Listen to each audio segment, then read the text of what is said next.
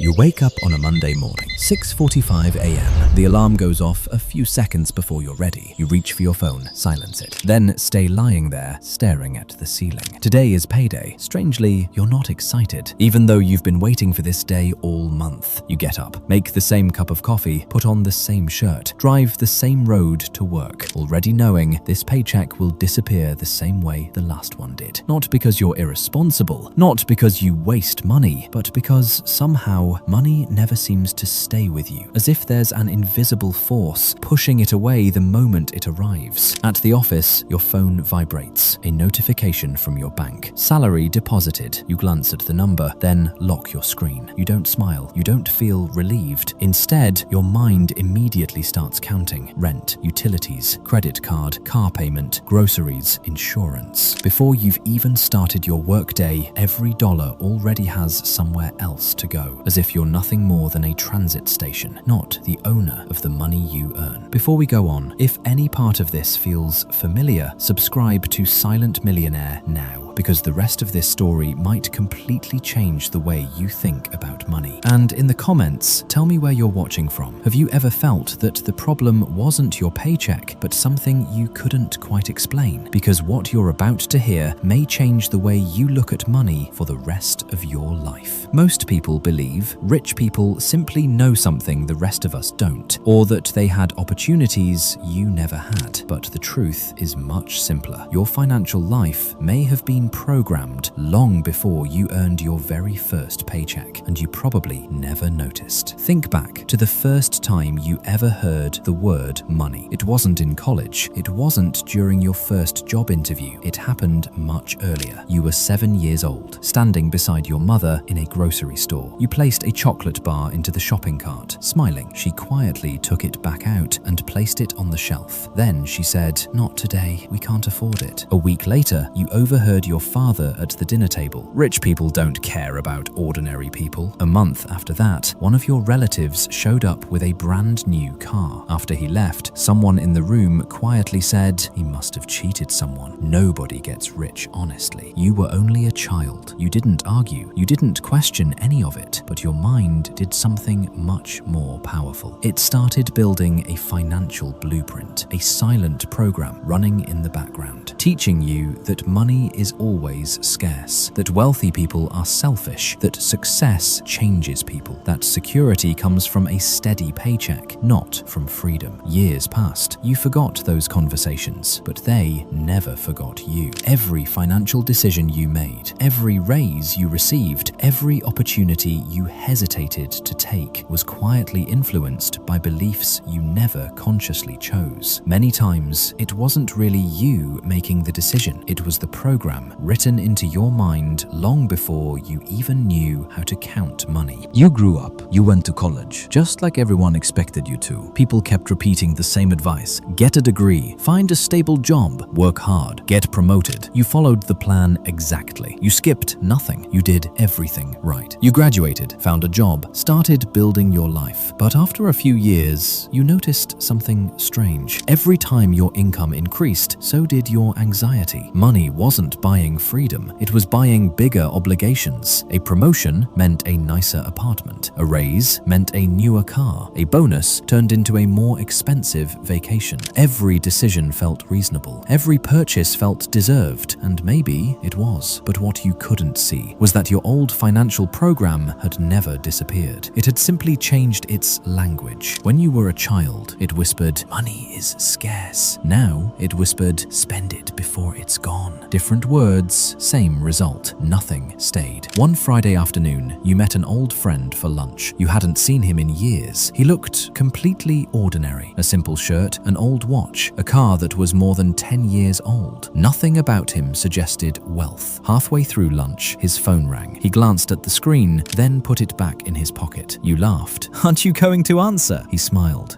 It was one of the property managers. You stopped eating. "Property manager?" He nodded casually. "A few apartment buildings, a small warehouse, and a minority stake in a manufacturing company. He said it like he was talking about the weather. No bragging, no dramatic pause, no attempt to impress you. But one thought stayed with you for the rest of the day. The man sitting across from you didn't work harder than you. He simply thought differently. Driving home, you remembered something he'd said years earlier. At the time, it sounded meaningless. Now, it refused to leave your mind. If your paycheck is the thing making you rich, you're solving the wrong problem. That night, you couldn't sleep. You opened your laptop, not to research stocks, not real estate, not cryptocurrency, just one question. Why do wealthy people think so differently about money? Every article, every interview, every biography kept leading to the same conclusion. The real difference wasn't investing. It wasn't income. It wasn't luck. It was identity. Every financial decision starts with a belief, and almost every belief was planted by someone else years before you ever questioned it. You began replaying your own life. Every opportunity you called too risky. Every successful person you secretly believed had simply been lucky. Every time you felt uncomfortable earning more money than people around you. None of those thoughts had actually started with you. They had been inherited. A few weeks later, you attended a small business seminar. There were maybe 30 people in the room, nothing fancy. The speaker walked to the whiteboard, drew a large circle, then wrote one word inside it: program. He looked around the room and said, if I gave two people $1 million today, and one of them carried a poor financial blueprint, while the other carried a wealthy one, give it enough time, the first person would lose the million. The second would probably build another one. The room fell silent. Then he said something that felt like it had been waiting for you your entire life. Your income doesn't determine your future. Your financial blueprint does. For a moment, everything connected. Every memory, every decision, every fear, every hesitation. It all pointed back to the same invisible program. You hadn't been trapped by a lack of opportunity or a lack of intelligence. You'd been trapped by a story you never realized you were telling yourself. Nothing changed overnight. You didn't wake up rich. Millions didn't suddenly appear in your bank account. The next morning looked exactly the same. The same commute, the same office, the same co-workers talking about their annual raises, as if one bigger paycheck would solve everything. But one thing had changed forever. You stopped watching your bank account and started watching your thoughts. A week later, your company announced an unexpected bonus. The money hit your account at the end of the month. For the first time in your life, you didn't ask yourself, what should I buy? Instead, you asked, what can this money do for me? It was a small question, but it came from a completely different person. That's when you realized real wealth doesn't begin in your wallet. It begins in the conversation happening inside your head. A few months later, one of your coworkers sat beside you during lunch, grinning. I finally ordered a new car. You smiled. Did the old one break down? He laughed. No, it just doesn't match my salary anymore. You smiled again, because a year earlier, you would have said exactly the same thing. But now, the old financial blueprint was slowly losing its grip on you. That evening, you opened a notebook. At the top of the first page, you wrote a single question. What belief is driving this decision? From that day forward, every financial choice started there. Before buying a new phone, before upgrading your apartment, before accepting a promotion, even before turning down an opportunity, you asked the same question again and again. And every time, you discovered something surprising. Most of your decisions had very little to do with money. They were driven by fear. Fear of losing, fear of failing, fear of standing out, fear of what other people might think. A year passed. From the outside, your life looked almost identical. The same car, the same neighborhood, the same clothes. But inside, everything had changed. You no longer saw money as something you worked for. You saw it as something that could work for you. You stopped asking, how much will I earn? And started asking, how long will this money keep working after I stop? You stopped asking, how much does it cost? And started asking, what will it return? Your paycheck was no longer the finish line. It had become the starting point of every financial decision. And that was the difference almost nobody around you could see. One weekend, you went to visit your parents. After dinner, your father looked at you and smiled. You seem calmer these days. You smiled back. He had no idea you hadn't changed jobs. You hadn't won the lottery. You hadn't built a billion-dollar company. The only thing that had changed was the program running inside your mind. A few moments later, you asked him something you'd never asked before. Dad, who taught you about money? He looked down at his coffee, thoughtful thought for a few seconds, then quietly answered, "No one. I just did what I saw my father do." And in that moment, everything finally made sense. Your father hadn't passed poverty down to you. He had passed down a financial blueprint, the same one he inherited himself. He wasn't wrong. He simply never knew another way. That night, you opened your notebook one last time. The question you had written months earlier was still there. What belief is driving this decision? You smiled because you finally understood something most people never do. People spend years trying to increase their income. Very few spend even one day questioning the beliefs that control how they use it. That's why two people can earn the same salary, live in the same city, work at the same company, and 10 years later, one has built financial freedom, while the other is still waiting for the next paycheck. Not because one worked harder, not because one got luckier, but because one changed the thing that comes before every financial decision, the way they think. That is the lesson that changed millions of lives. It wasn't hidden in a stock or a real estate deal or a bigger paycheck. It was hidden in the mind. Because money doesn't change who you are. It simply reveals the financial blueprint that has been running inside you all along. And the moment you rewrite that blueprint, your financial life begins to change. Not overnight, not in a month, but one decision after another. Until one day, you look at your bank account and realize the biggest change was never the balance. It was the person Making the decisions.